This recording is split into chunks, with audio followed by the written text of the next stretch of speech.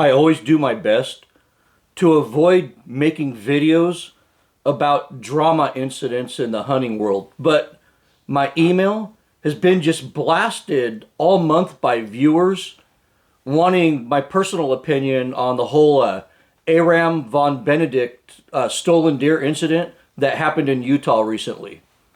My response to that is just too damn long to include in one of my episodes of Hunt Camp Mail, so I decided to make and post a separate short video about this incident. The only reason I'm doing this video is because there's a lot of lessons to actually learn here, especially when it comes to hunting ethics, in my opinion.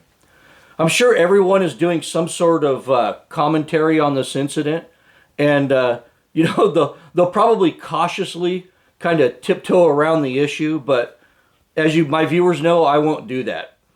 This video will dive headfirst into this shit show, and I won't pull any punches.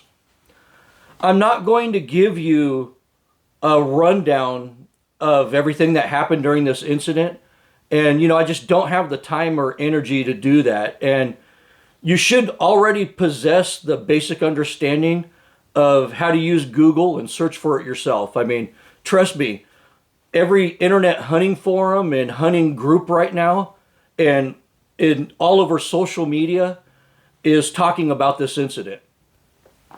I'll start off this video by saying that Aram von Benedikt and the COXes are unethical hunters in my personal opinion, and both parties should probably be chastised for their behavior. But having said that, one party did turn out to be worse than the other.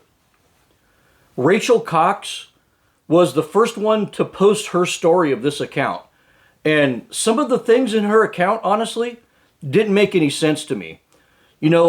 She described being some really unethical behavior on her part. Like that really long shot where it sounded like she was kind of walking the bullets in. And she also, admitted she had no experience making shots like that, but she did it anyway. She also said that von Benedikt disrespected her really bad right in front of her husband. And he apparently did nothing, and her account sounded like von Benedikt was just like really rude and pushy and aggressive and on them. Yet, her husband did nothing. If, somebody tried to steal my wife's deer, I mean, it would be on. I mean, I'd say that's most guys out there.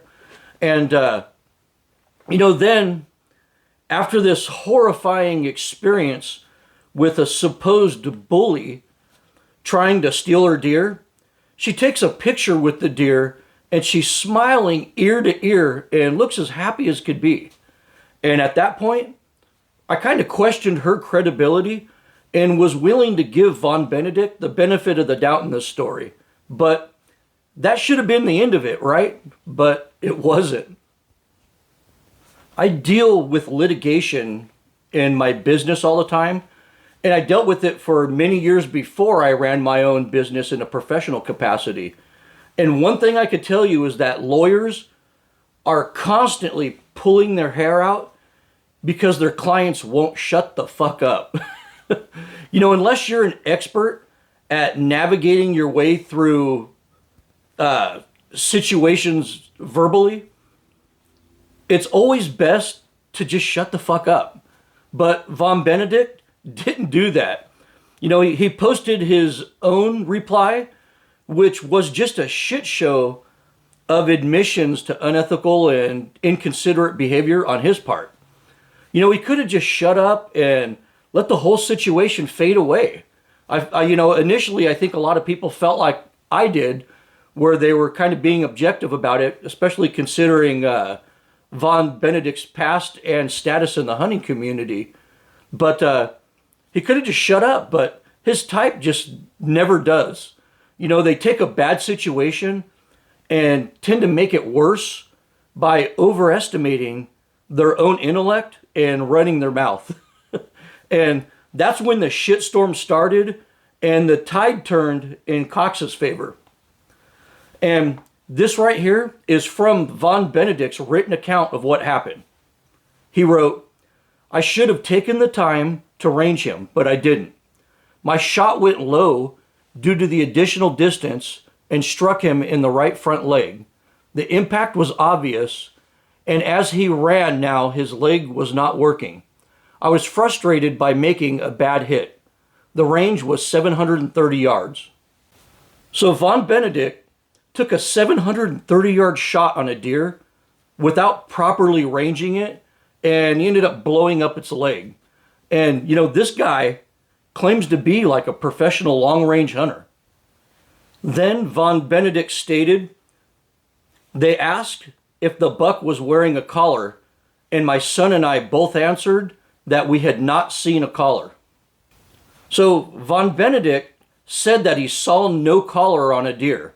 I'm sorry, that was a huge radio collar on that buck that should have been clearly visible from any angle if you actually got glass on that deer. His story's kind of starting to fall apart here. Then von Benedikt wrote, I saw the collar and realized for sure that we'd been shooting at the same buck. Now, had I known before I shot the first time that she had hit it, I never would have shot at it. So Benedikt admits that COX shot the deer first and hit it in the abdominal cavity, and he hit the deer last and hit it in the leg. I'm sorry, buddy, that means it's her deer. The rule of first blood out hunting, But the really sad part here is that he jumped ahead of them on their blood trail and ended up taking their deer. And I'm sorry, there's no honor in doing that. The fact that he tries to justify his actions over and over to this day kind of says a lot. But the bottom line is the ethical and right thing to do in that situation would be for von Benedikt to surrender the animal to the first person who fatally shot the deer. But von Benedikt jumped in on the deer that they were tracking. They were already blood tracking that deer, and he jumped in on it. And, to make matters worse, he didn't shoot that deer first, they did, and her shot was much better than his crappy leg shot too. Then von Benedikt finishes off his letter by admitting that he wasn't wearing the required blaze orange, which isn't a good look. He just can't stop piling more doo-doo on top of the situation. And you think it ends there, right? Nope, he continued on social media. Later, he started rambling on and making accusations about some conspiracy theory involving the collar. So in the end, Rachel Cox didn't even need to write a damn letter. Von Benedikt did a fantastic job of convincing us all on his own, and we now understand that he's too blind to even realize what he did. You also need to put things in perspective here. Cox was a simple housewife hunting her first big buck ever.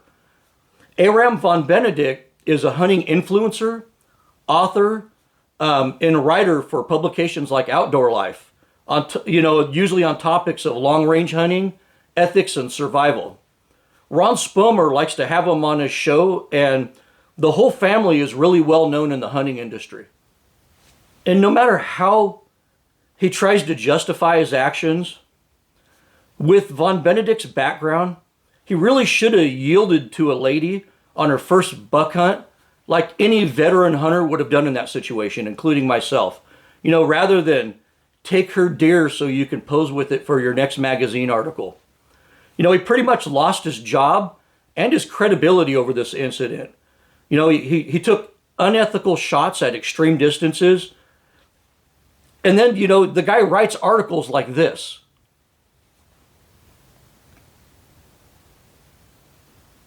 Then he steals some poor lady's deer right out from under her and writes articles like this.